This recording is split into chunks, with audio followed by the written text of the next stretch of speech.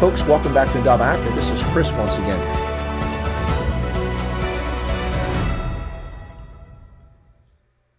Aish, this load shedding is killing us, folks. Hey, welcome back to Chris Wyatt Africa on the Indaba Africa channel, part of the Indaba Broadcasting Network here on the 18th of March, 2021. Special feature today, a little bit early start. My guest I'll bring on in just a moment is Debbie Els from Stop Farm Murders. She's involved in the events this weekend, organizing the worldwide rally for freedom and democracy taking place in Pretoria, she'll tell us where it's starting and where it's ending up at. The Union Buildings, of course, is where most things end up when protests take place in Pretoria. But we're going to get to that in just a second, folks. Yeah, we're going to have, it looks like load shedding has hit a lot of people tonight, so unfortunately, but this will be up for those when you get power back. You can watch it after the fact. Now, I have to warn you up front that Debbie's been driving on the road. She's kind of knackered, so she won't be with us for the whole stream, and we'll see how long it goes. But let's welcome her in. Ladies and gentlemen, Debbie Els has been trying to get on the channel for a long time, and there she is. Hey, Debbie. Mm-hmm. Hi there, guys. Hi. So how's it going? I'm tired. Yeah. I mean, 12 hours driving. It's been hell, and the roads has been busy, and all the potholes in South Africa. They look like swimming pools, so you have to dodge and dive each and every pothole and hope to God that you get to your destination safe. So yeah, well, it's been very stressful. I learned long ago that if a woman looks tired or not, you don't say, well, yeah, you look tired. So I won't say you look tired or you don't look tired. You better not. You better not. But Debbie, a long time people have been saying, hey, you need to get Debbie Els on the channel, need to get her on. But there's always things. You're very busy, as have I been very busy. So we've never had a chance to get you on. We're going to get you on the channel for a discussion about plasmod coming up sometime very soon. But meanwhile, yes, this discussion here very quickly, so we don't dwell on a long time, is about events on Saturday. You know, you're an organizer for the worldwide rally for freedom and democracy taking place all over the world. But in South Africa, you're involved in the Pretoria March, correct? Can you tell us a little bit about that? Yes. Yes. On Saturday, it will start at the Builders Warehouse in Montana, and then we will do a motor car drive to the Union Building. We will leave. We would like everybody to be there the latest 8:30, so that we can leave there and convoy with the bikers that will lead us. And we will land up at the Union Buildings, and we will have our entertainers, our speakers, and the whole Katuras there. And Pretoria people, I need you to get up from your backsides. I came all the way from Cape Town to come and do this thing for you guys, because you're always saying that my protest in Cape Town is always good, and you want me to come up to Pretoria. Now, I took the time. I took 12 hours of driving to come to you, to come and do this. And you guys need to stand up and get off your backsides and come and open your mouth with all the corruption and all the dissatisfaction you have against the government. We cannot carry on like this anymore. I cannot stress the fact about what is happening in South Africa. And if you guys are just going to leave it and let them walk all over you and do what they are doing now, then I'm afraid South Africa is going to be Zimbabwe like in a month or two. So I want everybody to be there in Pretoria. If I can drive up here by myself, so can you drive 10 or 15 or 20 kilometers to get to the Union Buildings. So I need the support on Saturday. And it is for everything that you are dissatisfied against the government, the lockdowns, the regulations, the corruption, the looting, the everything. If you want to open your mouth, this is the time to do it. It is on Saturday. So please, guys, come and support. Listen, Debbie, I don't really understand. I mean, what in the world could you possibly be upset about? I mean, what's wrong with not being able to buy open-toed shoes, cook chicken, use e-commerce, go on a beach? You know, because you know that's where the third wave is coming from. It's going to land on the beach. That's where it'll get you. Well, you know what? I think everybody must start buying these surfboards, because the third, the fourth, the fifth wave is already predicted. Yeah, they keep on predicting this wave. Look, we all know Easter holidays coming up, and they are doing everything in their power to lock the people up in South Africa, okay? So they predicted this third wave like 3 months already, 3 months ago. I don't know where, what kind of what do you call those prophets, where they see into the future, and where they're getting the information from, because what we have and what they are saying is two different things.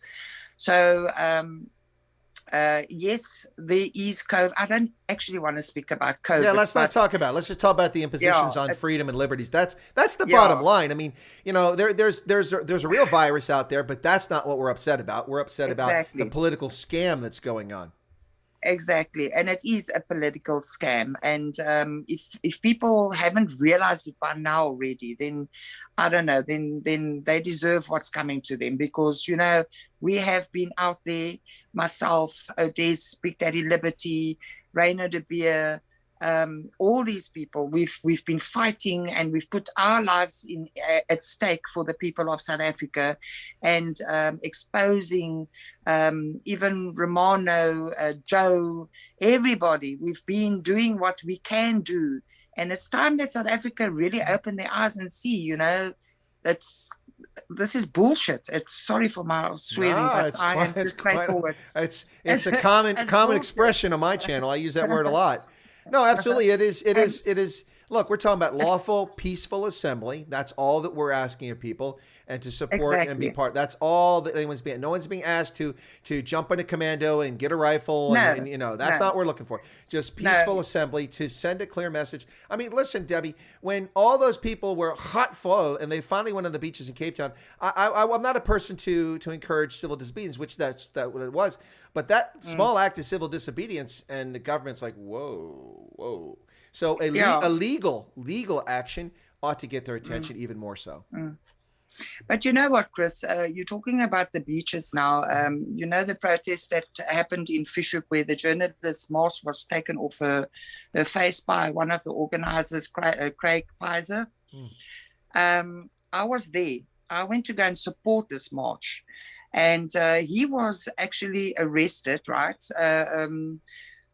Because of doing what he did. I mean, he went against this woman's human rights and took her mask off. It was wrong what he did, and I don't. I condone what he did. And you condemn what he did. I condemn. Sorry. And no, it's okay. English is not your 1st language. And English is your first language, so I'm gonna make sure people hear it correctly. I'm Afrikaans, guys. So anyway. 3 days after that, I get a phone call from the Fish Hoek police station, and they asked me to come into the police station. So I said, what is it about? No, there were 3 charges laid against me for incitement. So I said, excuse me, what's incitement? I was the one that said that the police, what's her name, Monique, should go and lay a charge against this guy for taking her mask off. And I was the one that said that the police must arrest this guy because he did wrong. So what? No, but I told the people to take their mask off. I said, don't talk shit, man. I never said anything like that. No, and I've never heard you say that. No. Not publicly, no. Joe actually was there. I asked him to come with, and he filmed the whole thing. And I gave all the video footage to the police, and they said to me, okay, well, they need to take it now to the court, and the court will decide if they will now carry on with this case. So they read me my rights and everything. They arrested me. And so I'm now waiting. It's 2 weeks now. I'm waiting for the court to decide if they're going to take this thing further. But then I asked, but now who were the cops? I said, you know what? I don't understand you cops. I said, I was the one that made charges against Malema, defending the police when he said that he was going to come and murder you and your families and all that jazz. I went to the Hawks and that, and I went to go and lay the charges, which is now at the MPA. Yep. I said, but now you want to come and lay charges for incitement. So they said, no, it was 3 black guys that laid these charges. They didn't even know who I was. Exactly. They saw me on ENCA, and they said that is the woman that said that the people must, that they must take their mask off. And what is so irritating about this is that what the hell is their claim? What weight should that have? I mean, the fact that you get arrested because some asswipe, sorry for the language, some asswipe files a fraudulent claim against you, you investigate these things. You don't just arrest someone. This is what's sick about South Africa. You don't arrest people because some jackass claims they did something wrong. That's a violation of your rights. Unacceptable. Exactly. Innocent until proven guilty. They had no basis to arrest you unless they have suspicion or probable cause. Probable cause is not three dipshits saying you did something wrong. I'm sorry for the language, but I have to say it. And I said to them, where is their proof? Because I've now given you my proof that I never said it. But they didn't know in the interim that the guy of the police, of the protesting police, he is my uncle. And I was standing with him the whole time and talking to him. And nobody knows that we were related.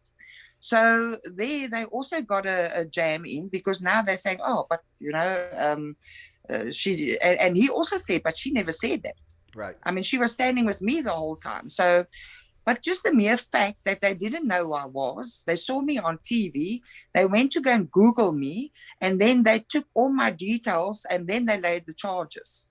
So then it was told to me that it is a political, racial issue here and blah, blah. So I said, but I don't give a shit. I want the three guys that laid the false arrest and charges against me, because I'm going to lay...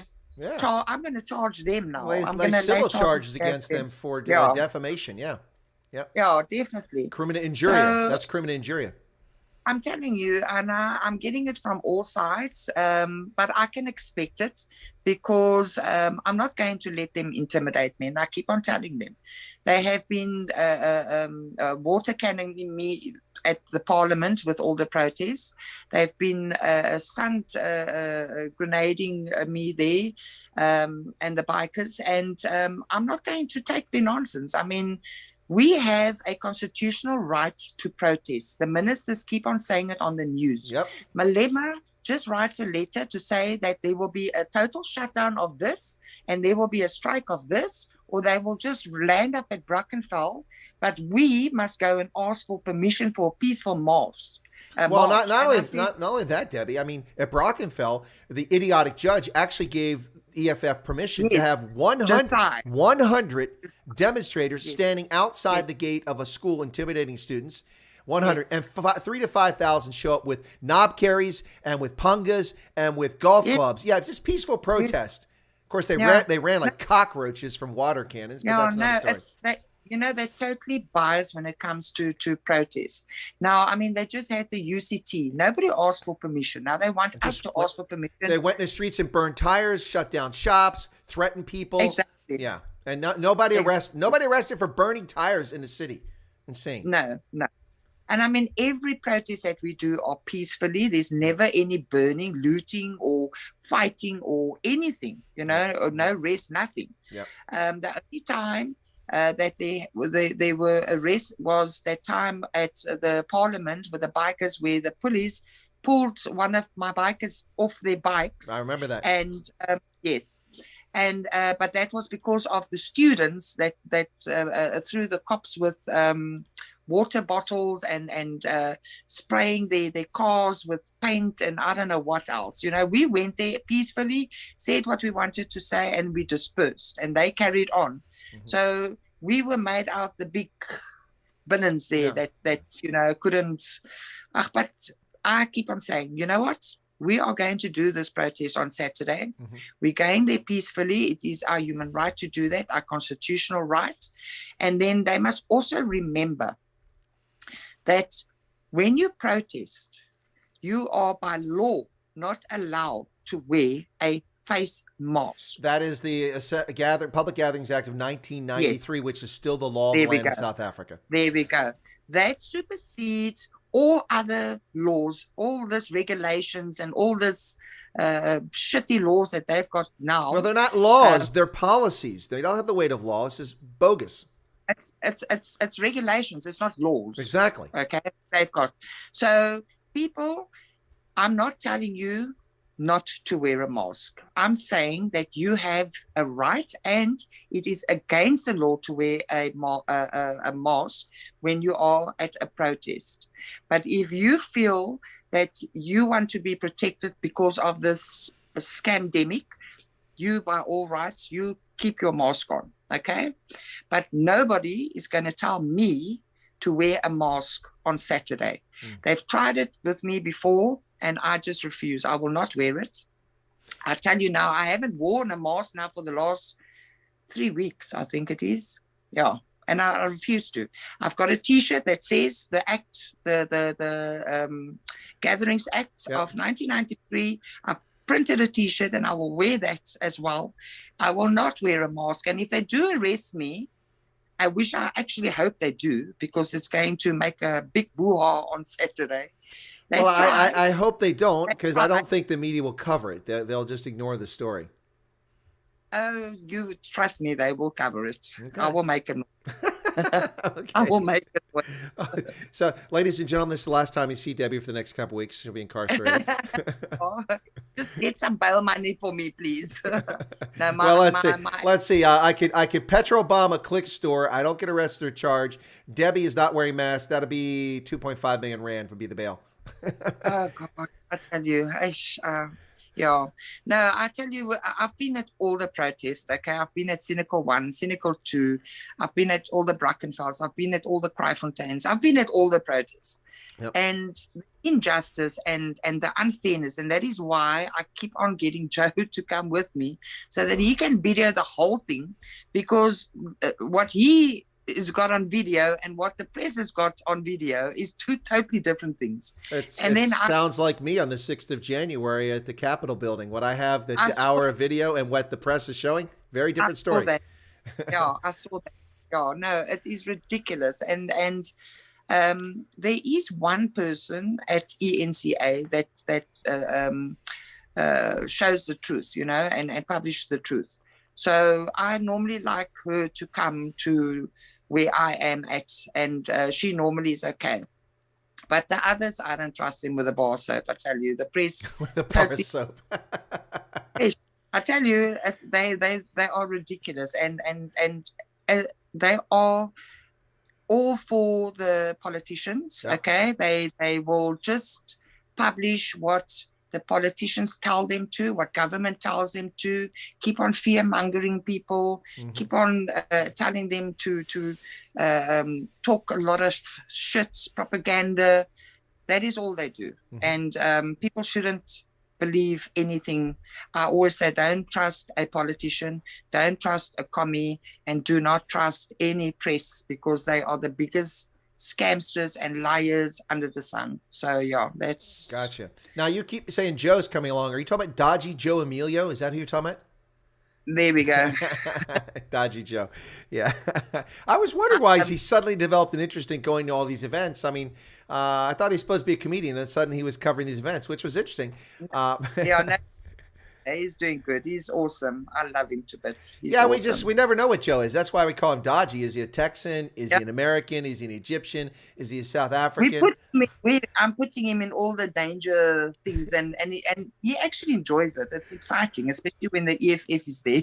Oh yeah, that's yeah, no doubt about that. No, I'm with you there. I was one of the few people that covered Senecal on the 6th of October. And then, of course, everybody tried to cover it on the 16th. I also covered that. Same with Brackenfell on the 20th of November.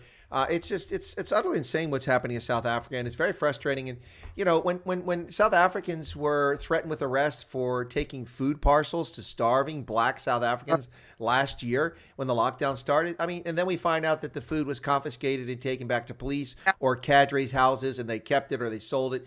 You know, that really ought to have rung alarm bells in people's minds. When you can't even be a good Samaritan, and this is what happened, you're threatened with arrest, that's just crazy. Chris, you know what? They are stealing everything. They've taken everything. They've stolen everything. I mean, South Africa is junk status. We've got nothing. Nothing works. And all they are doing is finding ways to steal more. You know, start all these little committees and all these organizations, and look at the SAP now as well, SAPS. They were supposed to yesterday started the IT that they shut down like flipping last year or 2018 already, and now apparently they've got a new system that they are going to start in a month's time. It's all bullshit. Now, who do you think got this tender for this new system. No, It's all a yeah.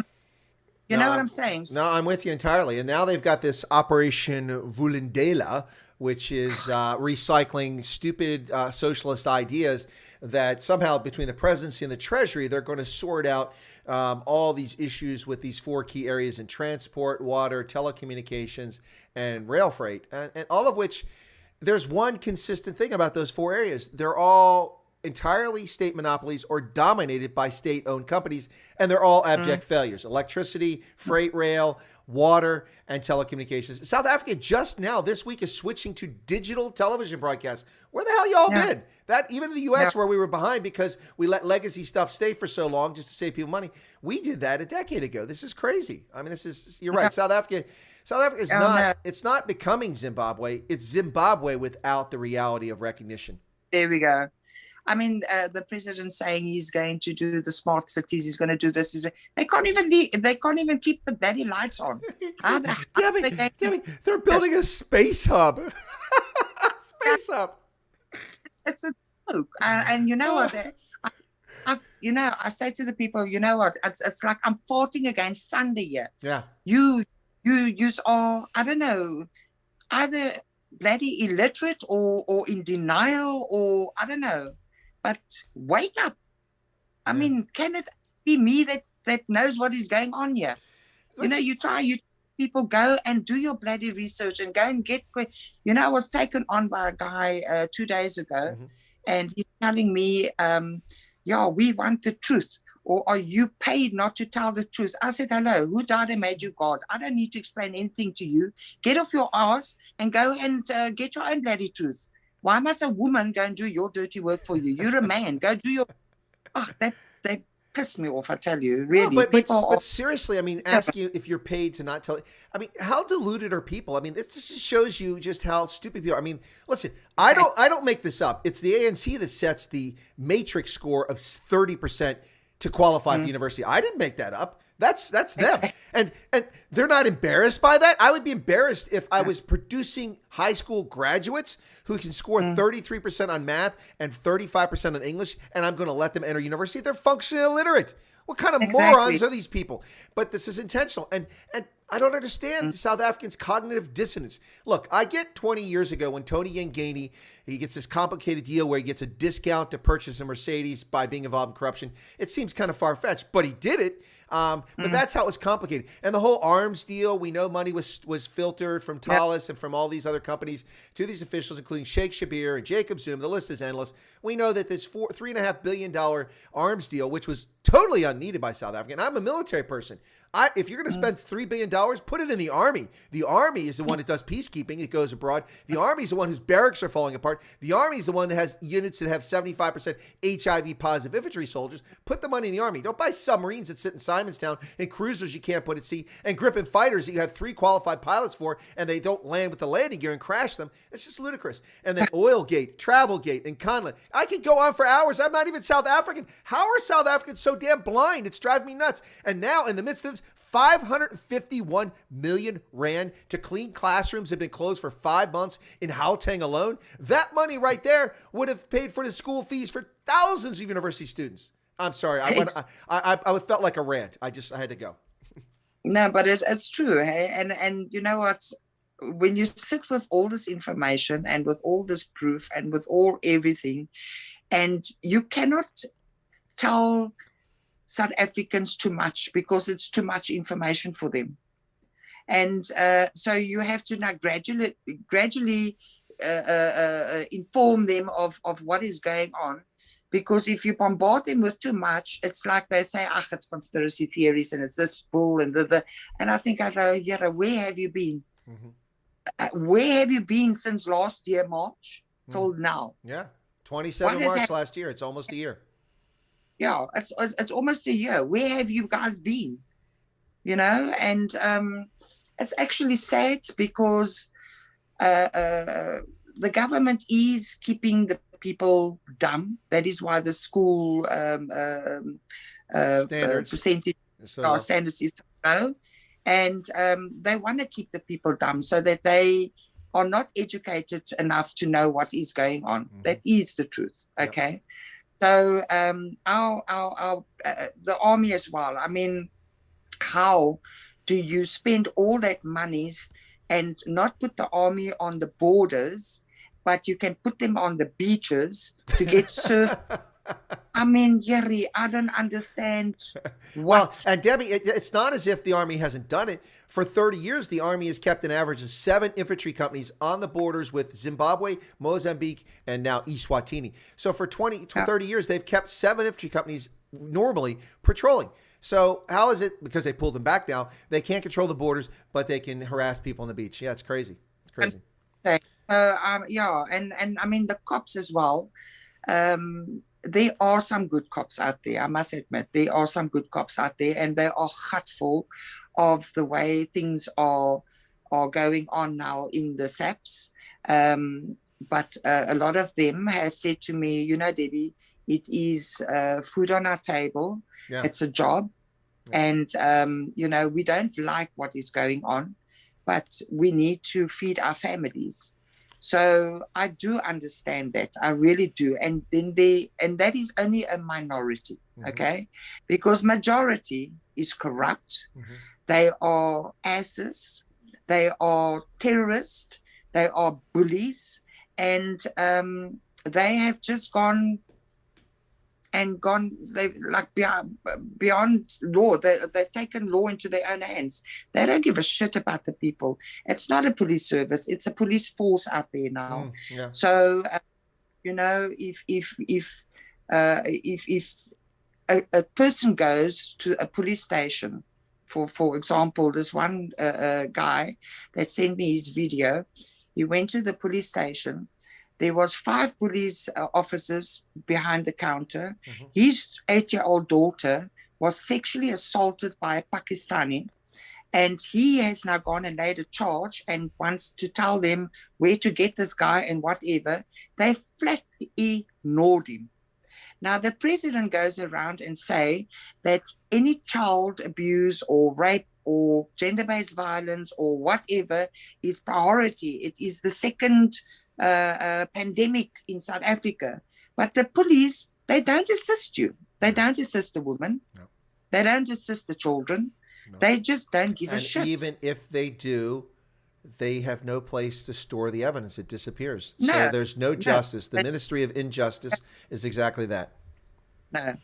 And what is worrying me now is all these people that are fighting for the people of South Africa. I'm not going to name any mention any names. They are dying like flies, and everything gets blamed on COVID. They just miraculously die. You know? Let me share this real quick. Okay, go ahead. Sorry. No, you can go. Okay, I was going to say, let me share this. This is an observation I made since the 90s. Most minority South Africans, but in particular white South Africans, for a long time, would shut down and go silent the moment somebody accused them of racism. They didn't want, and if you stand up and defend yourself, then you're the one charged, you're the one accused, unless there's video evidence to show otherwise, and even if it is sometimes. But here's the bottom line for South Africans. The woke left, the white woke left, and the racist black nationalist left are going to call you a racist no matter what you do. Your mere existence is racist to them. The problem is that they're morons or they're simply dishonest. A racist is someone that advocates that one race is better than another and then acts on it. So, so for instance, BEE is systemic racism because it says that based on your skin pigmentation, you're better and you deserve a contract priority over other people who don't have the skin pigmentation. That is the very essence of racism. So here's the bottom line, South Africans. Whether you're white, black, brown, blue, green, who cares? Here's the bottom line. You're going to be called a racist. Get over it. The word has virtually no weight and meaning anymore. Don't let them put weight to it. Do the right thing morally and legally each and every time and stand up for yourselves. That's what needs to happen. And that's what needs to happen on Saturday. People need to stand up for themselves. Yeah, definitely. You know what, Chris, I actually wrote a letter one day. I think it was about 3 years ago. I wrote a letter to Mr. Apartheid. I wanted to meet him because I wanted to know, he apparently has caused so much shit in South Africa. And I really want to meet this Mr. Apartheid. because I thought that this this apartheid was going to be. It's like, you know, the thing is, apartheid is the past. It's the past, and nobody can go any further ahead if they don't forget the past. There is, you know, all these people that are fighting now, but mostly youngsters, because they've been brainwashed by Malema and BLF and all those people, okay? They weren't even in the bloody apartheid era. No, they weren't even alive. Yeah. No, but they have got the most to say.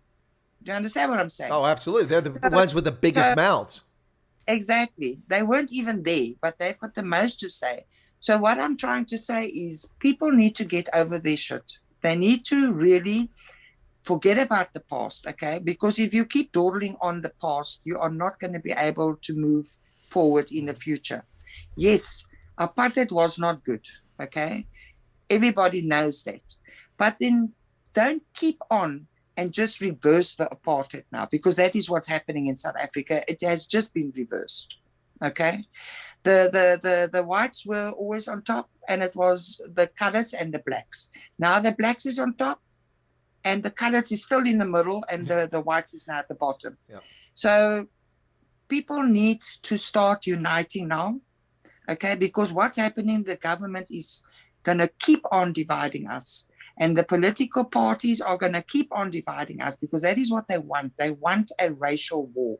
Yep. They want the people to have this war so that they can declare a state of emergency and not a state of disaster, so that they can have a martial law.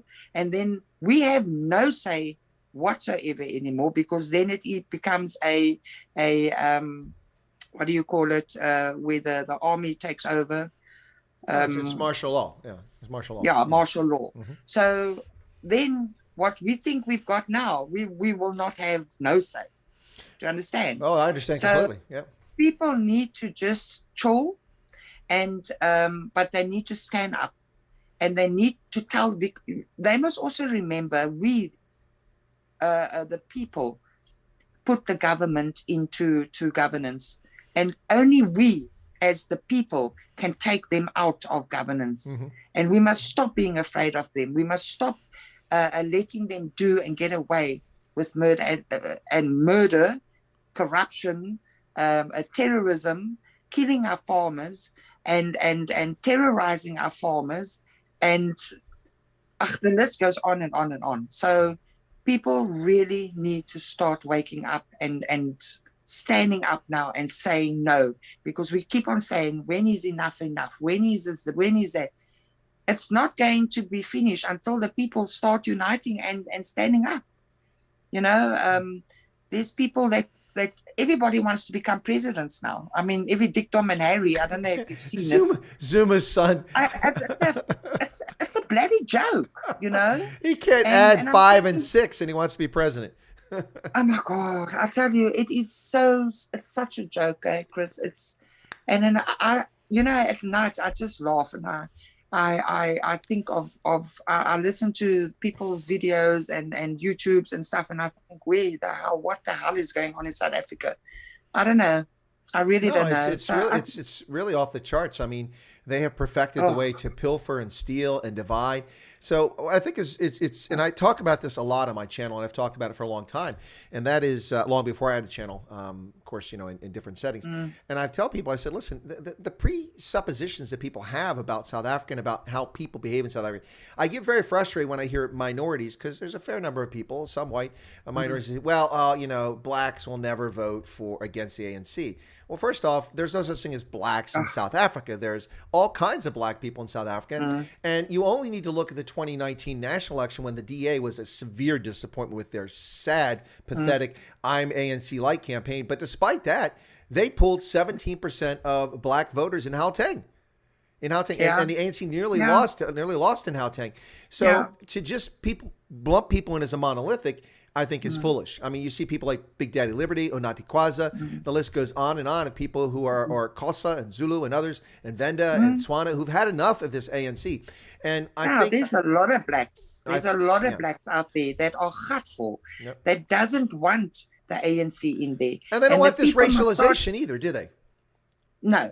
And they don't like what is going on, and they don't like this division. Yep. But I don't know what it is about the people that keep on thinking that the blacks will not, they will keep voting for the ANC. That's bullshit. It is bullshit. They Just don't look at the want to. numbers. The ANC got less votes in a population that had almost twice as many Exactly. eligible voters than they did in 1994. They got 12.5 million in 94, and they got 10.5 million in Exactly. 19. And 17 million people voted by not going to the polls. 17 million eligible voters. Now, that's a lot of votes out there on the table to get. Yeah. Yep. And that is what you see what the ANC is doing now. They are using the EFF Malema to stir all the crap for them. So to hide, if they're busy with the agenda or whatever, then they will throw Malema in and say, okay, go cause a racial mayhem now with either cliques or with a Brackenfell school or with Senekal or whatever, to hide what they are doing, you see. And people are so stupid, they fall for the jokes. Yep. I mean, we've seen through it already. You know what I'm saying? Oh, absolutely. So people must just start waking up. I mean, you can see, look at the religious. Why keep the churches closed? If you can sit on top of each other on a bloody airplane, go to the casino. Oh, no. 45 people pouring into a combi designed for 9 people with no mask on. That's the bottom line right there. If you can put 15 people in a combi with no mask and drive from Bloemfontein to Joburg, then why in the hell can't you go to a church service as a Muslim and pray on your own prayer mat? Exactly. But you know why? Because the government knows that the pastors are all standing up now, hey? Because I actually had a meeting with a lot of pastors, and they're gutful. And they're standing up, and they know that the people, if they go to church, the pastors is going to educate those people. And then they're going to go against the government, and that is what they are scared of. Yeah. Because they know that the people, when they go to church, the people ask the pastors, this is happening, and and then the pastors will tell them the truth. And they don't want that. They don't want the truth to come out. Yeah, so they will keep the people from going to church. Look at the Zulu king that died now. Yeah. Okay. You are only allowed 50 at a funeral. Have you seen the videos? There's a lot more than 50. Hello. Jeez. So well, you it's cannot also fascinating that Eskom can't keep the lights on, but suddenly the television cameras and all the transmission stations are up, and SABC's broadcasting everything was the entire on because of the Zulu's funeral. Yeah. Now come on. Now I say that as someone that actually liked Goodwill Zwelithini. I had no issues with him. I also liked him. But the point is, he stood up for the right things. He stood up for cultural diversity. Cultural diversity. Yes. Yep, he did. He sure did. He was a good egg. And he reigned the longest ruling Zulu king ever. But I still question his death, eh? Well, I don't know. He had some serious health issues. He did have a diabetes issue, so I don't know. But the but he was strong. But the murder of his son in November is very, very suspicious. Very suspicious. So he's got 14. He's got 14 sons left. So it's not like they don't have anyone to choose from. Yeah, but who's corrupted and who's not? Well, that's the bottom line, and that's the case. So I think the real issue now becomes the issue of the Ingonyama Trust, 2.8 million hectares of land in Zululand. There we go. Now we have to see what happens there, and there we go. I wonder what's going to happen there. That's the interesting thing. So anyway, I'm one of those people who actually call for breaking it apart because if they want land, there's 2.8 million hectares right there.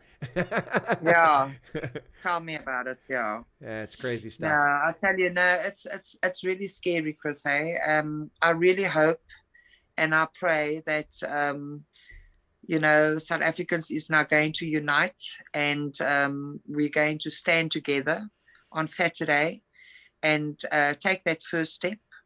And tell the government, you know what, this is it. There's going to be no more now. We are going to take back the power you have crippled us. The government has crippled us. They've stolen from us. Destroyed your economy. You know what? When I drove up here, it is shocking to see. Bloemfontein was a beautiful town with roses and everything. Yep. It looks worse than Guguleto. Yeah. And, people are living on the streets in tents. Our government, the people must remember this, since lockdown, all of them got their salaries every month. Yep. Okay. Yep. Their pensions. Yep. Their pensions. The people's pensions is going to go. Their one of perks, the days. their health care, their blue light escorts, their salaries, Everything. their two Bodyguards. houses, one in Cape Everything. Town, one in Pretoria. Yep.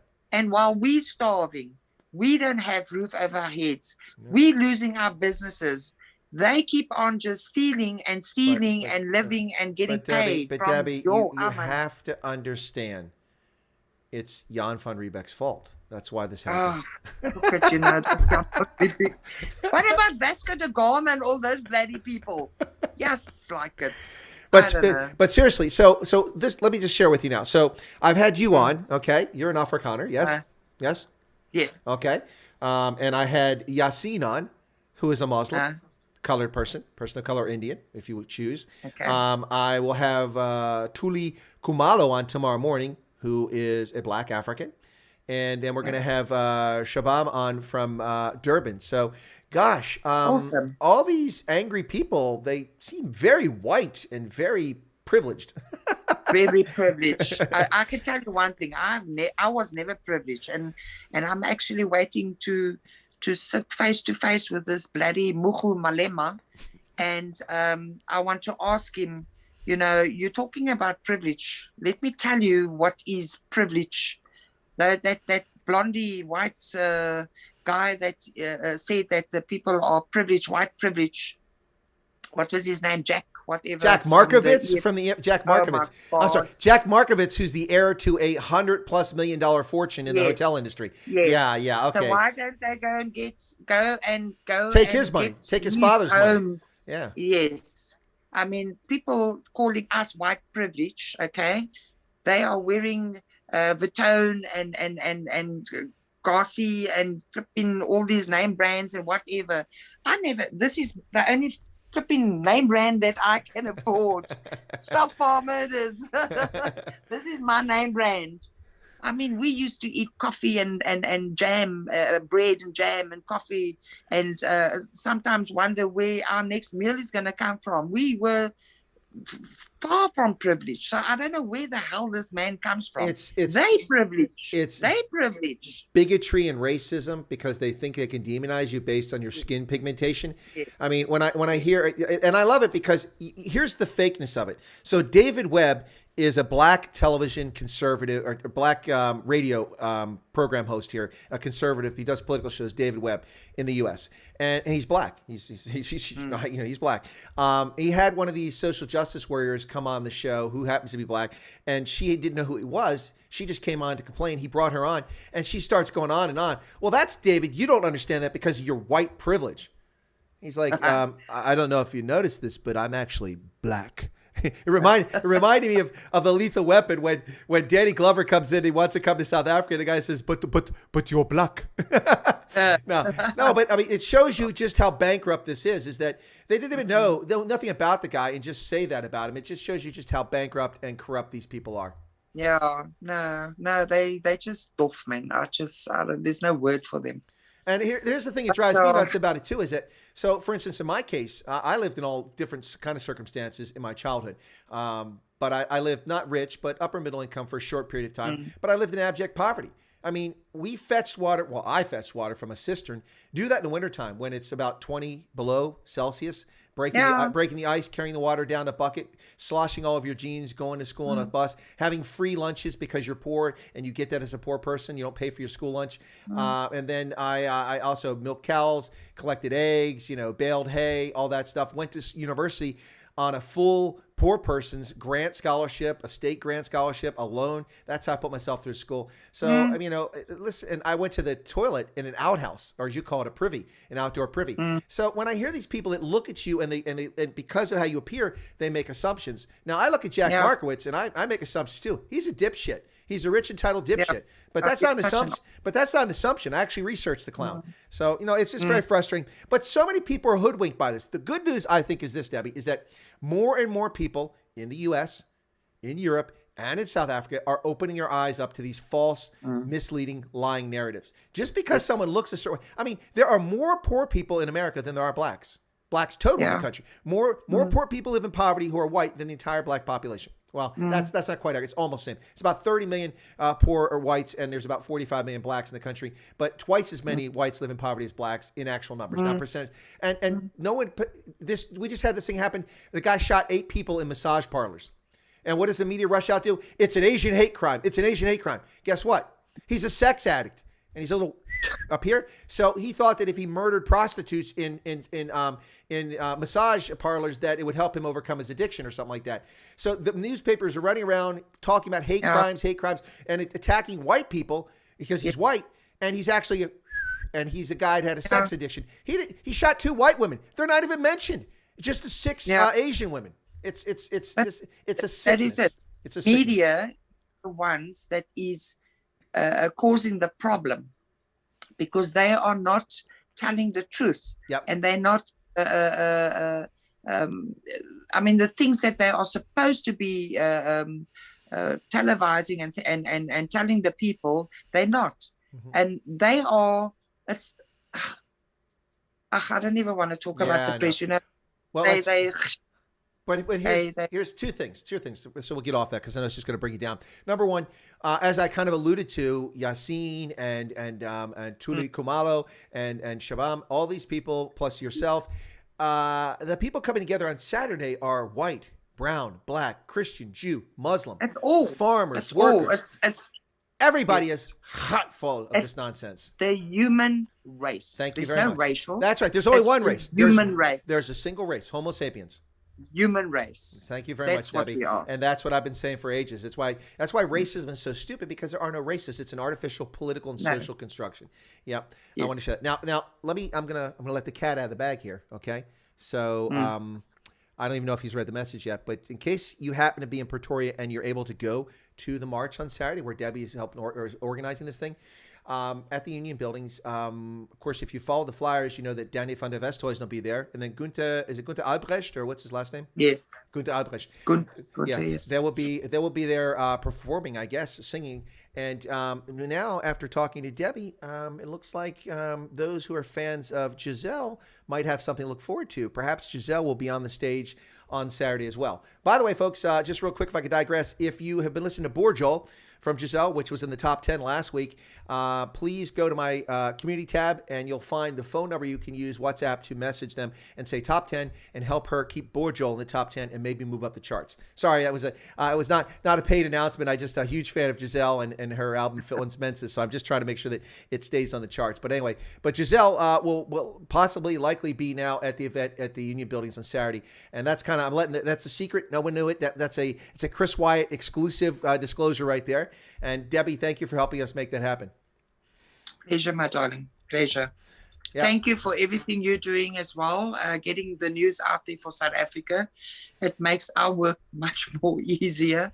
So keep on with the good work, and a lot of respect for you. And and I'm sure we will talk and chat again. And thank you for inviting me. And I'm very sorry about last night, and I apologize to your viewers.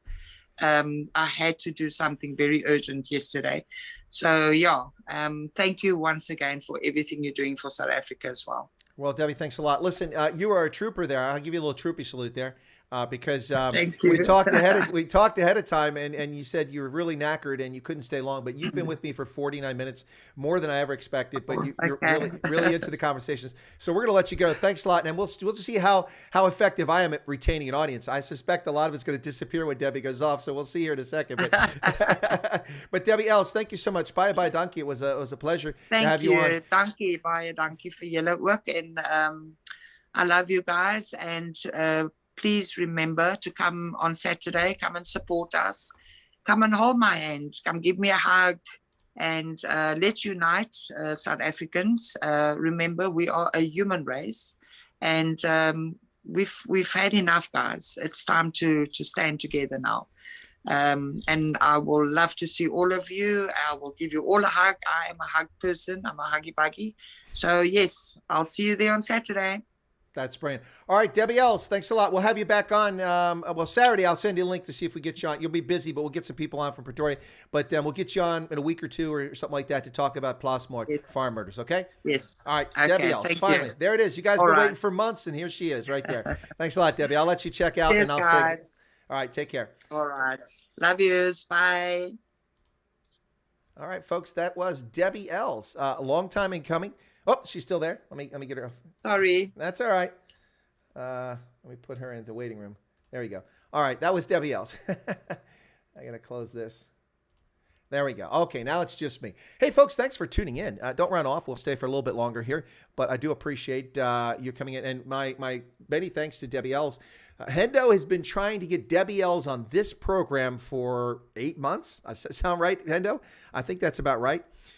Bruce says, I'm going to the Ford Trucker Monument Saturday, helping clean out our heritage. What is it? Is it dirty? It needs cleaned up.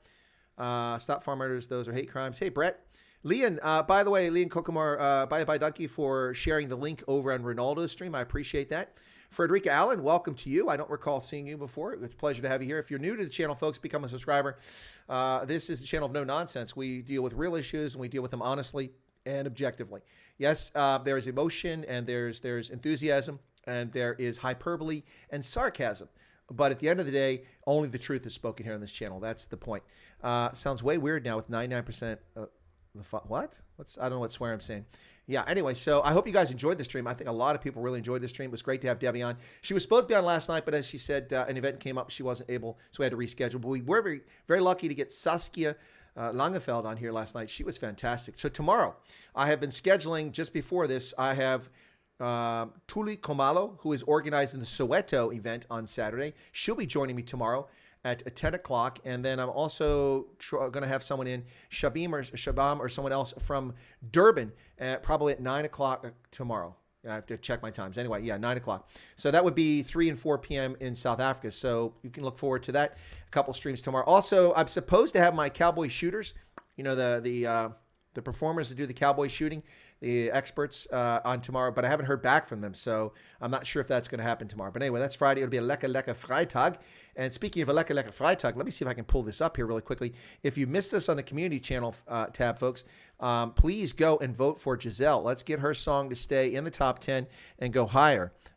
So if you don't mind, use WhatsApp, and this works for WhatsApp, so you have to do it there. Let me just get it real quick here. I don't want to... Uh-oh, what's going on? Okay, there we go. Okay, there we go. Vote for Giselle. There you go, folks. Vote for Giselle. So here you go. This is Transform. There we go. Fit to screen. All right. So Giselle's album Films Mensa, which debuted last year and is still releasing songs off that album. Her current song out is Borjol, and you can vote for her to keep her in the top 10. It was released last week, and it scored number 10 in the top 10. So the way it works is you go to WhatsApp, you dial that number there.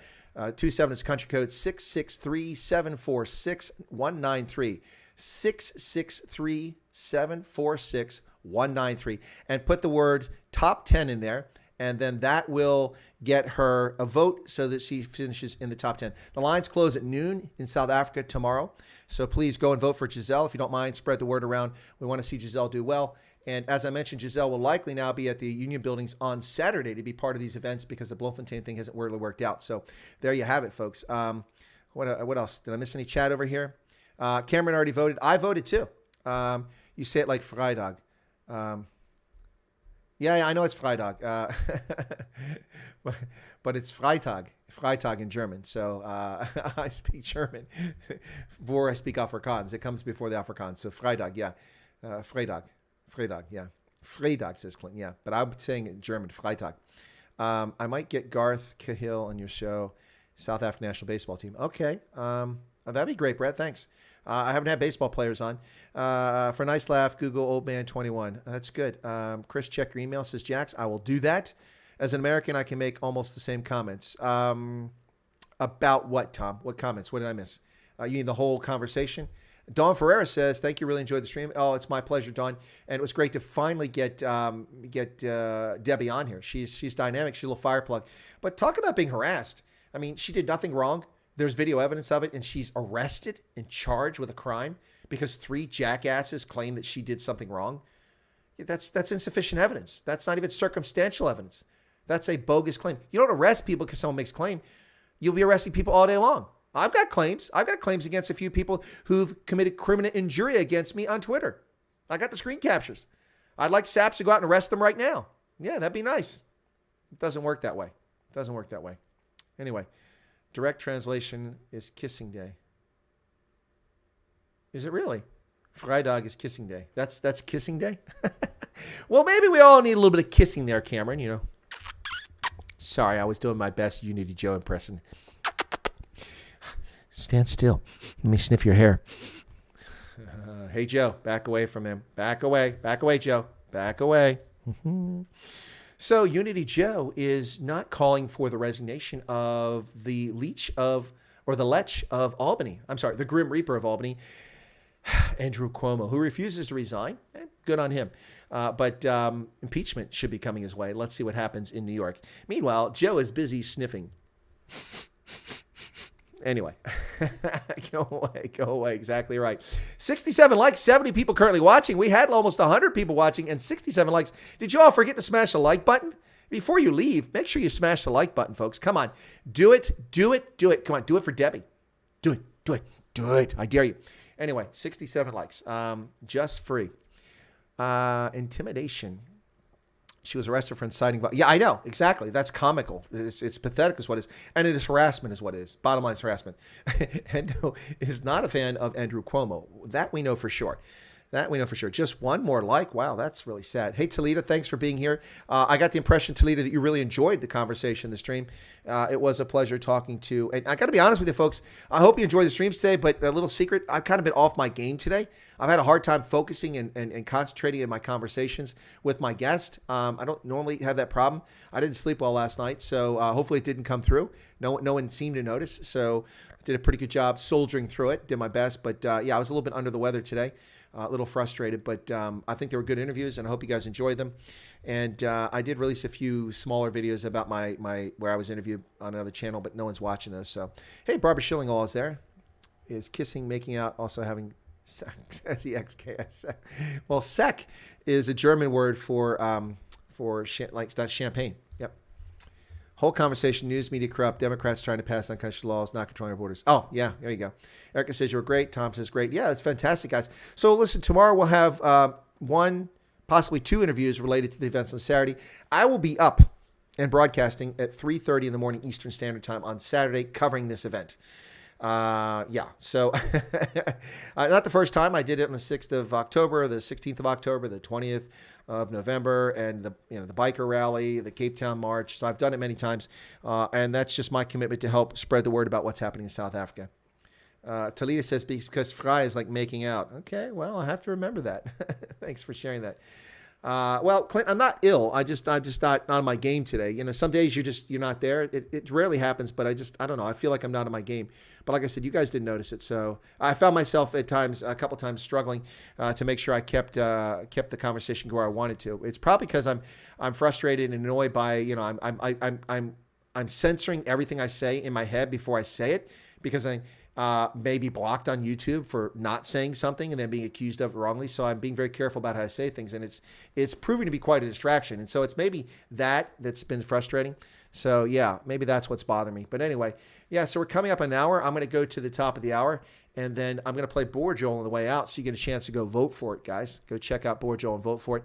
Hendo, have you got a lion on your, I just saw that. That looks like a tiger, not a lion. It looks like a tiger face on there in blue. You're always on your game, says Barbara. Oh, Barbara, that's very kind of you. Thank you. Try not to rant too much. I enjoyed the rant. That was a fun rant. That was a short one, too. It was not a standard epic rant. It was an enjoyable one. The camera says it can be very frustrating. It is very frustrating. I have to worry about this. By the way, I'm putting up videos that are not safe for YouTube on other platforms. I did a video talking about this event in which I included an audio clip from Don Clark, the South African singer, and also the video from Dr. Anne McCloskey, who is from Northern Ireland. Both of those talking about the events on Saturday. That video is available on Odyssey and on Rumble, not on YouTube. It's not safe for YouTube, where I could be falsely accused of saying something I never did or advocating something I never advocated for. So, it's a white tiger. Okay. Oh, like the one Siegfried and Roy had. Oh, they're both dead now, Siegfried and Roy. The last one just died. Blue tiger, born the year of the tiger. Ah, okay. So it's not the eye of the tiger, the thrill of the fight. Rising up for the challenge. Chris is a silver tiger. Well, thank you for that, Clint. It's very kind of you. Yeah, my hair is looking pretty silver there. Yeah, folks, by the way, a lot of stuff happening today. I didn't do the news. Does anybody want to hear any news? Will people hang around for a little bit if I talk about some news? Give me a thumbs up if you don't mind hearing a little bit of news. I'm going to take the headset off. because I don't need that on anymore, and I'm talking too loudly. So if anybody wants to hear a little bit of the news, I could talk about a little bit of the news. I've already watched your not for YouTube videos. Yeah. Anyway, so thumbs up. Okay, let me just get the news up here. A little bit of news that I brought up earlier. Just a second here. Come on. Where's it at? That's not the window I want. Give me a second here. I'm looking for the right window. There it is. Okay. Yeah, so I'm going to cover a little bit of the news. What happens when you post material from other people's songs or content on a platform like BitChute? I don't know. I don't post other people's material there, so not sure. I don't know how serious they are about... Hey, Ron Fundischbol is here from Bloemfontein. That's where Debbie's at tonight. She's in Bloemfontein on her way to Pretoria. And like she said, she's making a long journey from Pretoria to organize this event in Pretoria so that it's a big deal because people really appreciate what she does in Cape Town. So there you go. Let's go ahead and get this up. Make sure you get the right one. There we go. So it's official, folks. After days of rumors, Tanzania's President John Magufuli has passed away. And, of course, CNN used the occasion to attack him, saying he's the guy that urged people to pray away the coronavirus. Yeah, Tanzania's President John Magufuli has died in a hospital in Dar es Salaam. He was 61 years old. And his vice president, who's a woman, will step up now. She'll be Tanzania's first female president. She announced that the president had been receiving treatment at the hospital since Sunday and announced 14 days of national mourning. There he is, 61 years old. After days of speculation that he was ill with Charlie-19, the country's prime minister dispelled the rumors last week. Magufuli, who usually made weekly public appearances at Sunday church service, had not been seen since February 27th, fueling reports that he was ill and was being treated abroad. Kassim Majaliwa, said he was surprised people were questioning the president's whereabouts, adding that the leader was fine and continuing with his daily activities. Really? Apparently that was fake news. Yeah. Anyway, so he has in fact passed away. Meanwhile, today, Zulu King Goodwill Zwelithini was buried. The longest-serving Zulu monarch in history, served over 5 decades since 1967, has passed away for complications related to diabetes. And he also did test positive for COVID-19. The king is not dead because kings don't die. Their spirit lives with us. Okay, but he's not breathing anymore, so I don't know what you call that. But yeah, so Goodwill Zwelithini was buried today in a private ceremony, which a lot of people showed up. 72 years of age. That's an awesome photo right there. Traditional gear. His remains were laid to rest at his birthplace, a small southeastern town of Ngomo in KZN province. A few select men reportedly conduct the intimate ceremony, referring to as a planting behind closed doors. Now, I don't see any social distancing there. I'm just saying. Or any mask. Well, wait, there's one mask. One dude had a mask, but he had it down. Oh, he has a mask. 2 people had masks on. Anyway. Yeah, but he has passed away. Oh, by the way, folks, in case you missed it, Marvel Comics will debut a gay, homosexual Captain America during Gay Pride Month. There you go. A look at Aaron Fisher's illustration of a gay version of Captain America, which will debut during the Pride Month in June. He has a nose ring. Yes, 4-arm tattoos, and a little light in the foot there with his foot up. And he's wearing a jumpsuit. A gay Captain America. Marvel Comics unveiled its first gay Captain America character this week. Oh, it's first, so there'll be more. And is set to debut the role in June during Pride Month. The character, Aaron Fisher, will be included in the upcoming United States of Captain America comic book miniseries. In the storyline, Fisher, who protects homeless youths and runaways, does he protect them, is discovered when Steve Rogers and 3 other characters, Steve Rogers is Captain America, by the way, Steve Rogers and 3 other characters launch a mission to find Steve's missing shield. Aaron is inspired by heroes of the queer community, activists, leaders, and everyday folks pushing for a better life, says creator Aaron Trujillo. He stands for the oppressed and the forgotten. I hope his debut story resonates with readers, and I hope it's inspire the next generation of heroes. I'm sorry, but the last time I checked, Captain America was an army soldier who stood against the Nazis and fascism and protected America's national security, not the homeless. So, wow.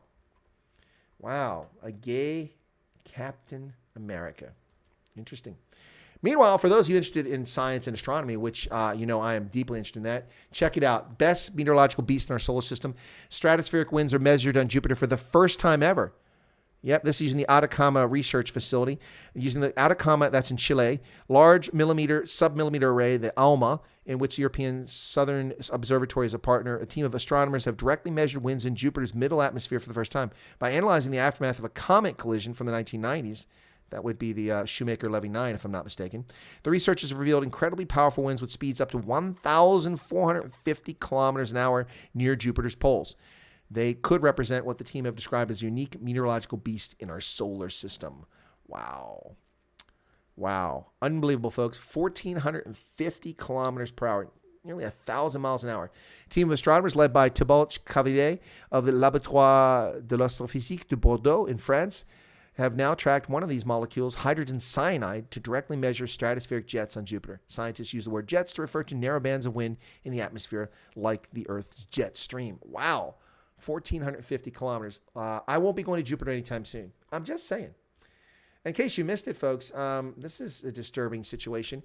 Apparently, a pregnant woman who was about to give birth got the Charlie 19 vaccine. And now, apparently, they've tested the child born from this. And the first baby in the U.S. born with antibodies against Charlie 19 after her mother receives a dose of Moderna while pregnant. That, to me, is a somewhat deeply disturbing situation. Wow. I don't know about you, but every time I talk to expectant mothers or they go for treatments, they're told not to get vaccinations, any vaccination, existing ones. It's dangerous. So I don't know what's going on there. Wow. Meanwhile, the Guardian, the leftist Guardian, doing what it usually does, distorting reality. Let me read this to you very quickly, folks. Let me read this to you. So this is the title. Texas Republicans pushing slate of bills to make voting even harder in state. Restrictions would include prohibiting drive-through voting and cut early voting hours in already one of the hardest states to vote. Okay. All right. So there's no evidence of widespread misconduct in Texas or anywhere else. But Governor Greg Abbott declared election integrity an emergency item for the legislature to consider. Bills introduced so far. Okay, so wait a second. So the fact that you don't have someone committing crimes means you shouldn't have a law against a criminal violation. Of course you have a law against crime. This is just stupid. Anyway, bills introduced so far would prohibit counties from allowing drive-through voting. Drive-through voting? What are you, picking up a six-pack of Casa Lager? Drive-through voting? That's ludicrous. Curtail early voting hours, restrict the number of voting machines allowed at county-wide polling centers, and block local election officials from sending out mail-in ballot applications to all voters. One bill would also make it easier for prosecutors to bring charges against Texans for technical violations. And notice how they call a criminal violation of election law a technical violation, and require that those who cite a disability to vote by mail to provide proof. Now, this is the comical part here. Such a requirement would amount to a poll tax, critics say, because there's a cost to a doctor's visit. Excuse me. These exact kinds of lies about voting led to people dying at the insurrection at the Capitol. This goes way beyond politicians playing legislative chess to retain power. Anthony Gutierrez, executive director of Texas Watchdog, wrote an email. Okay, hang on a second. So let me read that again. Such a requirement would amount to a poll tax, critics say, because there's a cost to a doctor's visit. Okay, so in order to be considered physically disabled, you had to have visited a physician in the first place. You have to have some sort of documentation in order to get a disabled license plate from the Bureau of Motor Vehicles in every state, in order to have it put in your driver's license, in order to park in spaces, in order to get treated as a person with a disability. So how is it a poll tax?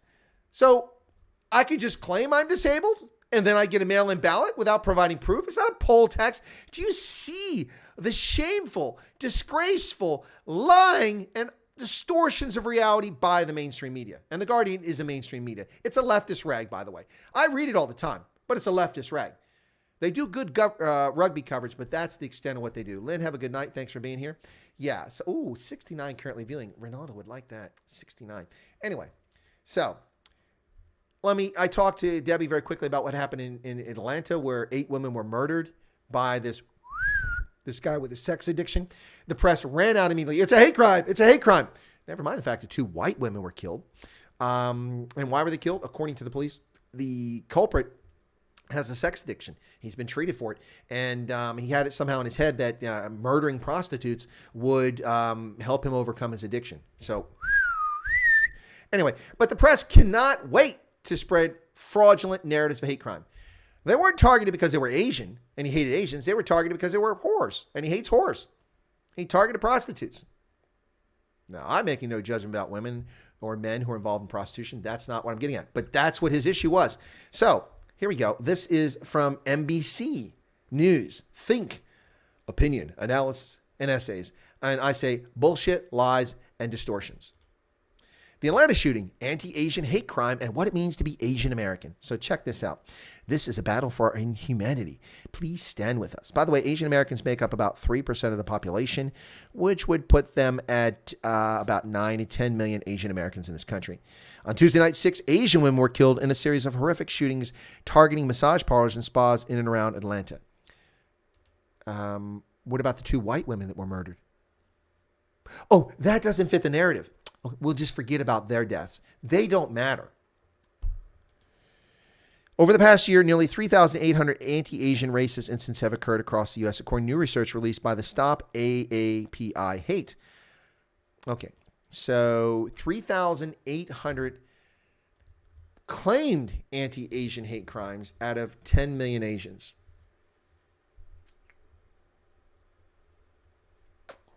That doesn't even register as a fraction of a percentage. Now, assuming that any of these were actually real hate crimes, they should all be condemned. They should all be prevented. Should not be allowed. And people involved in them should be prosecuted for any crimes they may have committed. But 3,800 hate crimes against 10 million Asians, and the only reason we're talking about it is because of a fraudulent, misleading, distorted, race-baiting narrative here. These women weren't targeted because they were Asian. They were targeted because they were prostitutes. And the guy was idiots. Idiots, idiots, idiots. Graham Lee says the press makes sure to tag everything on either hate crime or racism. Exactly right. State physician says I cannot claim disability. I must go to clinic for medication to suppress my symptoms. It's totally unethical to use any experimental drug on a pregnant woman, let alone this operating system we're calling about. Yep. Yeah, lays down. How in the world would a pregnant woman, it's like, pregnant women smoking. What the hell's wrong with you? Or drinking alcohol.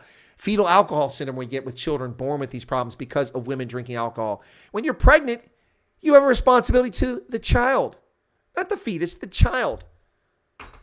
Getting a vaccination while pregnant. And it's being mainstreamed, normalized. Look, well, this child was born with COVID antibodies. That's a good thing. Really? That's a good thing? So should we juice her up with, with anti-rabies vaccinations and MMR shots to booster her and, Ebola vaccines and everything else under the sun? Smallpox? Should we give her all those things? Why not? She's pregnant. Couldn't possibly hurt the child. In my opinion, the stereotype most massage parlors are Asian run seems to be true. I think we should have done this to Constantinople's here. Hipster prospector. Don't you think that poorly administered jabs can cause... I have no idea. No idea, Constantinople. I'm not a medical practitioner. Lazan probably can answer that, but I'd ask that she not answer it. I don't want my channel banned. Asian Americans grieve organize a wake in Atlanta attacks. Is there a wake for the white women that were murdered? There's the lunatic who did it. Asian Americans were already worn down by a year of pandemic-fueled racist attacks when white gunman was charged with attacking 3 Atlanta area massage parlors and killing 8 people, most of them Asian women. Hundreds of Asians and Pacific Islanders turned to social media to air their anger, sadness, and fear and hopelessness. The hashtag Stop Asian Hate was a top trending. Okay, you know what? Stop bullshit. Stop bullshit. This wasn't an Asian hate crime. It's disgraceful. Disgraceful. Absolutely disgraceful. Anyway, meanwhile, World Rugby has announced the WXV. WXV. It's kind of weird. W is not a Roman numeral. X and V are. So I think it's women's 15 is what it's supposed to mean, which is for 15 for women's rugby union. I think that's what it was. A little confusing because they don't describe it. Women in rugby, World Rugby announced today that they were, I'm sorry, not today, 2 days ago, that World Rugby launched a new global competition aligned the calendar, supercharged women's 15s game. But what does W15 mean? They don't tell you. It's not once explained in the story. Very disappointing. So it's a 16-team, 3-tier WXV global competition set beginning in 2023. World Rugby will invest $6.4 million in the first 2 years, so about $10 million. Unified International 15s calendar to comprise of 2 playing windows on an annual basis, optimizing player welfare and performance. And keep saying WXV, WXV, WXV, WXV, and there's no explanation. My presumption is W stands for women, XV is that's English, and the XV is 15s. I assume. Talk about a marketing snafu. I mean, seriously? What the hell? Why is that not mentioned here? And to news that I'm interested in, folks. Skara Ntabane has signed for 3 more years with Western Province Rugby Union. Wow. The Western Province Professional Rugby has signed hooker Scar Ntebane for 3 more years. Good news. Good news for Stormers fans. Yep. Scar is a player and personality that embodies what we're all about as a squad. He's loyal and passionate about the team, but also plays the game with flair and with a smile on his face. He does play with flair.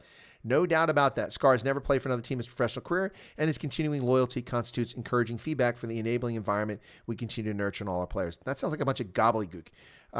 You lost some quality players, and you managed to hold on to him.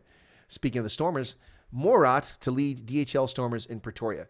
Lock Salman Morat will captain the DHL Stormers in their preparation against the Vodacom Bulls in Pretoria on Friday. Okay, so look at that picture.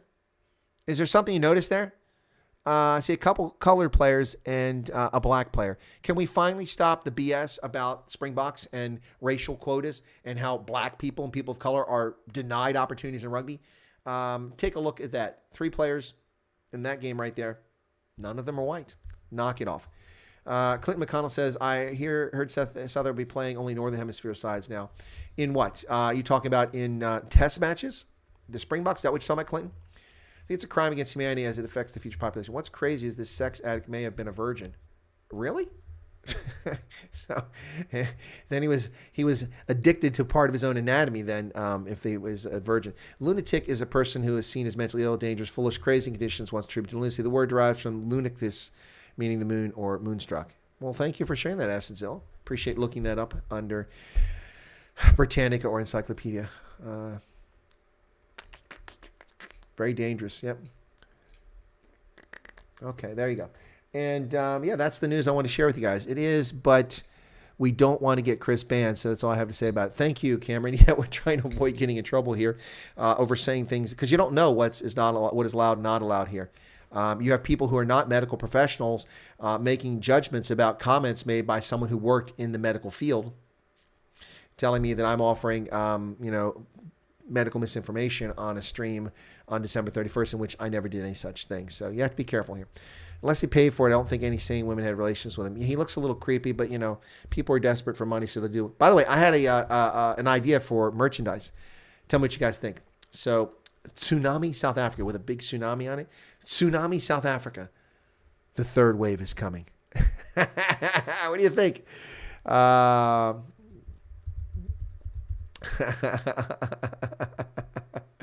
Yeah, what do you guys think of that? Tsunami South Africa. The third wave is coming. Oh, well, when I was talking to Debbie, it just came to me. I wrote it down right here. So my handwriting is chicken scratch, but trust me, that says Tsunami South Africa. Third wave is coming. Ginaldo says women XP. Okay, gotcha. So it's a one of the multi-gender things, not women's rugby. Anyway, yeah. Tsunami South Africa, the third wave is coming. By the way, Erica, if you do live on the beach, I'd caution you about looking for another residence because the third wave is coming. You don't want to be caught on the beach. Watch the surfers. They'll come flying in with their Charlie 19 and infect you. Anyway, so there you go, folks. Yeah, interesting day to say the least. So John Magufuli is actually passed away. 61-year-old president of Tanzania. It's confirmed now by the government. And his vice president, a lady, has stepped up. Currently the only female head of state in Africa, but not the first. Ellen Johnson Sirleaf has that distinction, followed up by her name. What's her name in Malawi there? Drawing a blank right now.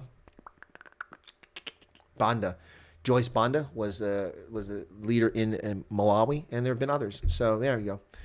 Anyway, chicken scratch. Yeah, it is chicken scratch. Like chickens just scratch their little feet on the digging up dirt, and that's what it looks like. Chicken scratch. Anyway, hey, thanks everybody for tuning in. I really appreciate it. Unless he gets paid for it, I don't think. Oh, you already said that already. All right.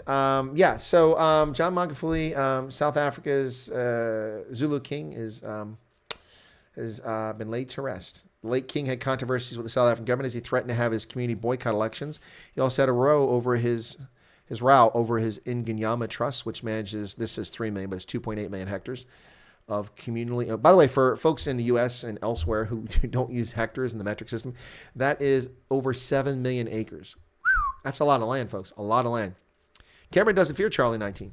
The brew is here. Is the brew here? I didn't see the brew. Oh, there he is. What's a good B&B to stay in Centurion?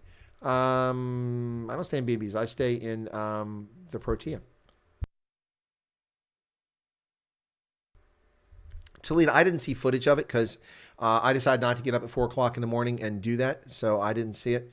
Who is former Senator Nelson to be the next NASA administration? Ben Nelson? Is that who that is? There's a Nelson from Florida. Let me see who that is.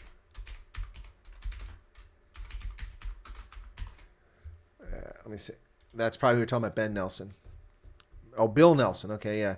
Bill Nelson. Oh, he's not a Republican. Yeah. Yeah. Well, Bill Nelson is from Florida. Yep. Let me see. It doesn't say. Where's it at here?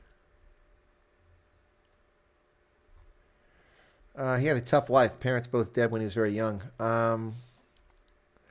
Member of the Democratic Party, previously served Florida House of Representatives, U.S. House of Representatives. So basically, he was in government from 72 to 91.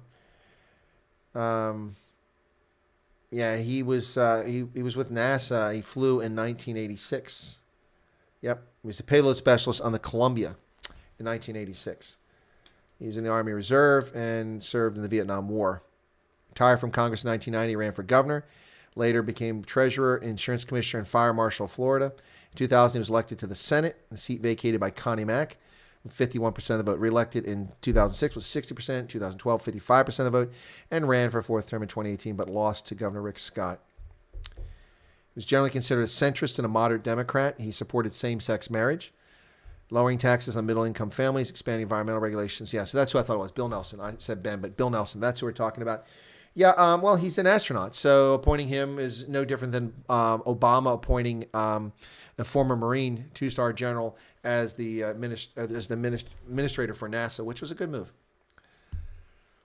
It did on a mission after he flew. Big dinner. After he flew. He flew in, I think, the last mission before it burned up. Yep. Yeah, January 86 on the Columbia. So, yeah, the Columbia, that mission was in January 86. Yeah.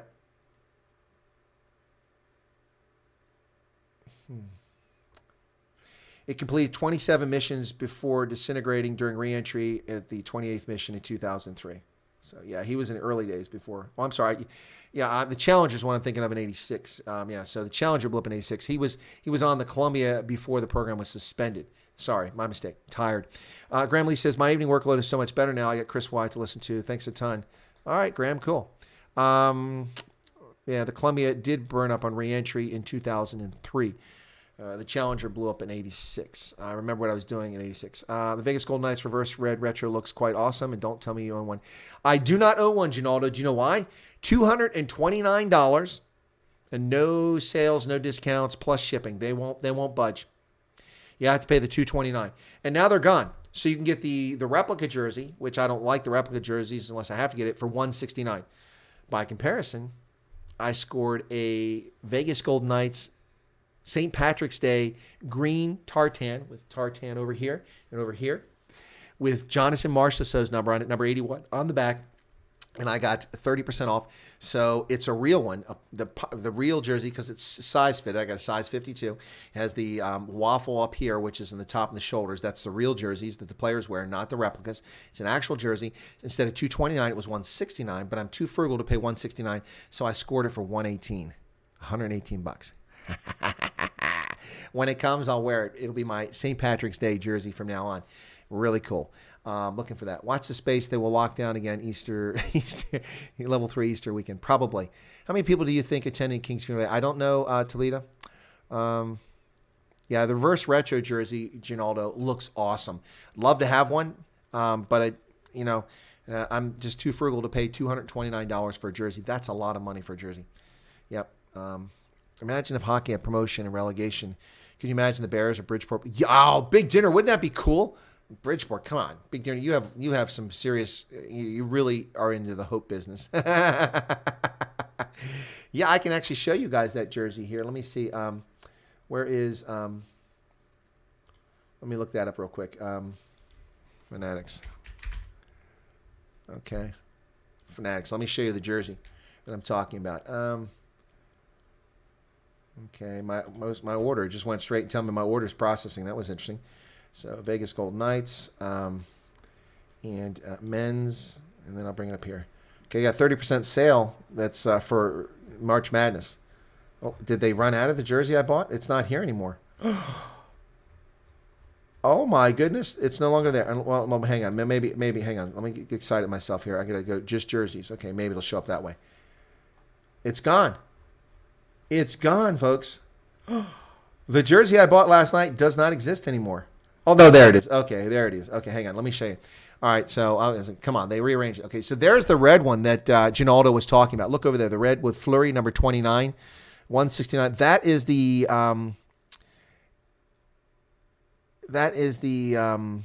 replica. That's not the original. You know the original ones because when you click on the original, they'll have fitted sizes. But this just has extra large and such. Unless they've changed something. Let me take a quick look. Yeah, see extra large. So that's an awesome jersey. I love that. I want to have that jersey, but they won't give a discount because it's a special order one. If I could have got that for 118, I would have bought it. Marc-Andre Fleury is my favorite goalie. Yes, Marc-Andre Fleury is amazing. What are you talking about, Big Dinner? He's still around. He's amazing. Now here's what I bought. Check it out. Now this is that's a replica. This one is the actual one. So there you go. Look at that tartan. Fitted sizes. The waffle up here, probably hard to see on your screen, but that's an actual jersey. And yeah, so Jonathan Marchessault is my favorite Golden Knight, and so I've got that down. Yes, Marc-Andre Fleury is still around. Of course he's still around, Big Dinner. Marc-Andre Fleury is amazing. The Pittsburgh Penguins made a huge mistake in letting Marc-Andre Fleury go. Let me go and look. He is, if not leading the league, right up there in the top of the league with his performance as a goalie. Stats by player. Let's look for players. Player search. I'll do Fleury. Okay. Fleury. Marc-Andre Fleury. Okay. 36 years of age. And we'll look at his stats. Here he is. Marc-Andre Fleury has played 21 games this season. He's won 16 and lost 5. He has a 1.87 goals against average and 4 shutouts, which puts him right at the top of the log as far as the league. Let's see, stats. Okay, if we can get that there. And we're looking for, that's the Golden Knights. I don't want that. I'm going to go back to, hang on. Let's go back to the NHL. NHL. Okay, stats. Okay, stats. We want goalies. Okay. All right, Marc-Andre Fleury is number 2 in the league, right there, with a 9.933 save percentage, the highest save percentage in the league amongst goalies, and 1.87, lower than Andrei Vasilevsky. Vasilevsky has won more games because he's played in one more game than Marc-Andre Fleury. But Fleury has a higher percentage and a better goals against, and he has 4 shutouts. He's leading the league at 4 shutouts. So, yes, Marc-Andre Fleury is still playing hockey there, Big Dinner, and he's the best goalie in the National Hockey League. Hendrik Lundqvist is still around. Yeah, he's playing with Washington, but he's out this season. Isn't he playing? He's not playing, I think. Yeah, Sergei Bobrovsky, which used to be with Columbus, is with Florida now. He's ranked 11th. Vitek Vanacek from the Hershey Bears is in the NHL. He is 12-5 with 3 overtime losses and at 2.74 goals against. He is doing an awesome job, playing really well for the Washington Capitals. He finally got his chance. Vitek is a Czech player, and he's been with the Hershey Bears for 4 or 5 years. Watched him mature, got photographs of him, or the autograph signing session. Vitek is in the NHL. He's 8th ranked goalie. Wow, 12 wins. Well done, Vitek. He's doing really well. Debbie Els, thanks. Says, thanks, sweetie. I'm in bed. Okay. Was somebody asking you something? Hendrik Lundqvist. Debbie's still here. Wow. Chris, I saw your Jaromir Jagr still playing pro. Yeah, he stopped. He lost his contract. Is he back playing again? Let's look him up. Jagr must be like 40-something, 44, 45 now. Well, he owned a part of a team, and so he was playing with it, and then he wasn't playing anymore. Yeah, he's playing. Yeah, he's playing for Kladno in the Czech Republic. Yep. Wow. Born in 72. So, come on. Why is this taking so long? So that makes him 49. 49. Yeah, he's a right winger for the owner of the hockey club Kladno in the Czech Extra League. He has previously played yada yada yada. Anyway, yeah, wow. He returned to the NHL in 2011, remained in the league for 7 more years before being assigned to the Flames in 2018 to Kladno. He is the most productive European player who's ever played in the NHL and considered one of the greatest professional hockey players of all time. Wow. Yep. He's a member of the Triple Gold Individuals who played for teams that won the Stanley Cup, 91-92, Ice Hockey World Championships, 2005-2010, and Olympic gold medal in ice hockey, 1998. Wow. He is amazing. He is absolutely amazing. He's played for Bozeman, Bolzano, Calgary, Florida Panthers, New Jersey Devils, Boston Bruins, Dallas Stars, Philadelphia Flyers, Avangard Omsk in the Russian League, New York Rangers, Washington Capitals, Pittsburgh Penguins, and his club in Czech Republic. Unbelievable. 49, and he's still playing, folks. Yeah. Wow. Jaromir Jagr. He's amazing. A big fan of his when he played with Florida a couple years ago. I was really rooting for him. It was really awesome. Let's look at his stats here if they got it down here. If he's got his stats down here. Come on. God, it's a lot of stuff. A lot of achievements there. Look at all those awards he's got. Stanley Cup champion, NHL rookie team, NHL All-Star, Art Ross Trophy, NHL first team. Oops. Okay. There I am. Sorry, I disappeared there for a second. Well, you guys didn't even see it. Got timed out. You guys can't even see it. All right, so Czech Awards, International. Here you go. Here's the stats.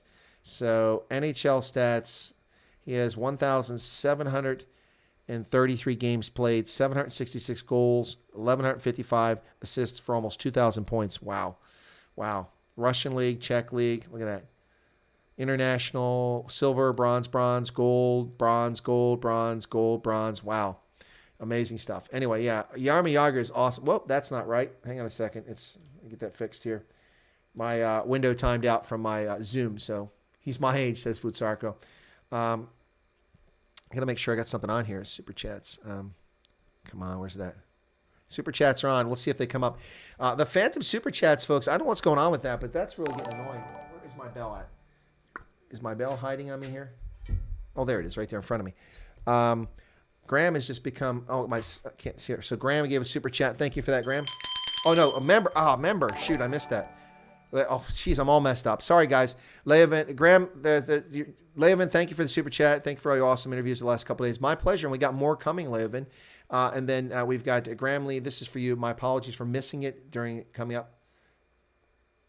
Because of the stupid phantom things with the super chats coming through, they all went back to the day that I got back on the air, and people were very generous with super chats. There were a bunch of them, and so with no super chats, it's very distracting.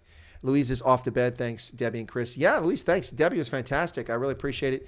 I'm going to call it here, folks. Wow, I was expecting those super chats to come through, but I need to knock off too because I'm a little bit knackered myself, and I've got to get up earlier tomorrow to prepare for these streams I've got going on tomorrow. Plus, I got to close the loop.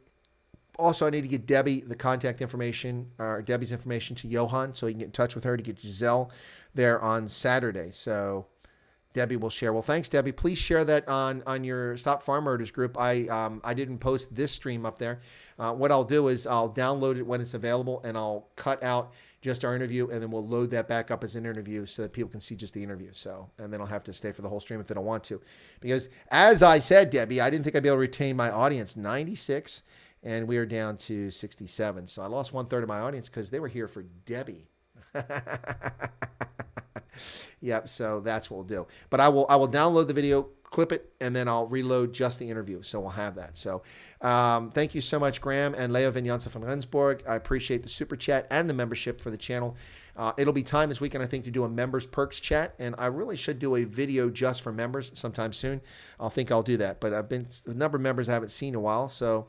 Anyone reading Jordan Peterson's new book? Not me. I'm not familiar with it. Anyway, folks, God bless, and thanks a lot for coming on the channel. I really appreciate the support. And my special thanks, since she's still here, I'll say it again, to Debbie Els. It was a pleasure to finally get you on the channel there. And if I'd known you were so close with Dodgy Joe, I would never have let you on the channel. I'm just kidding. I'm just kidding, Debbie.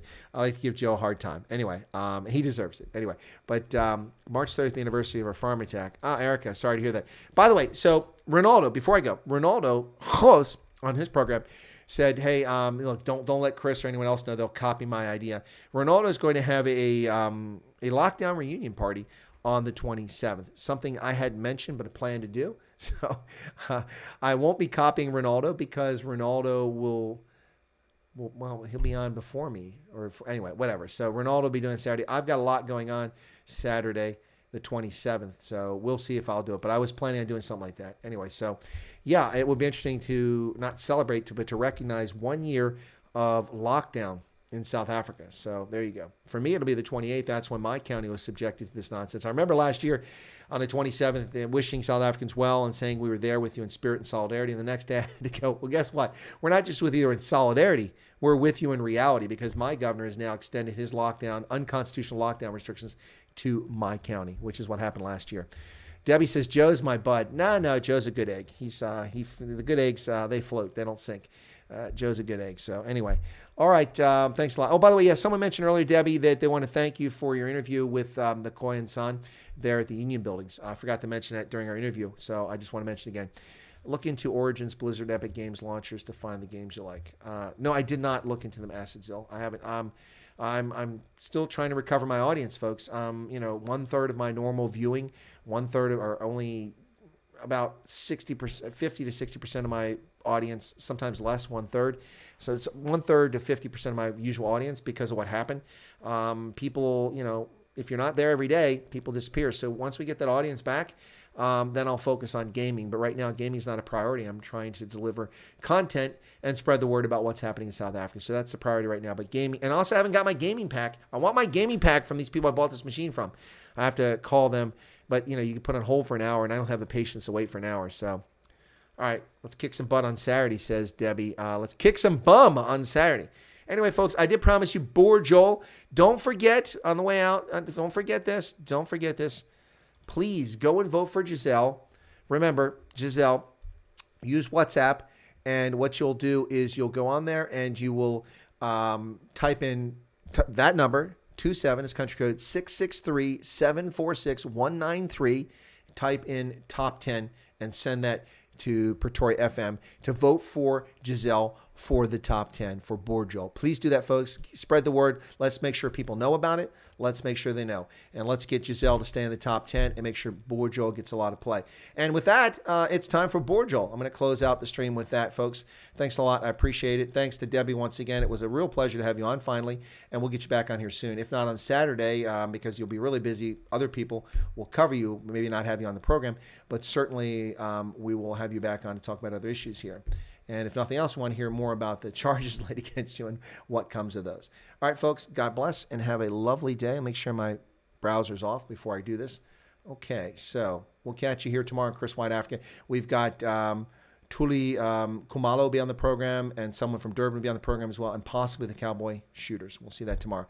And that's it. I'm out of here, and this is Giselle. Zoom. All right.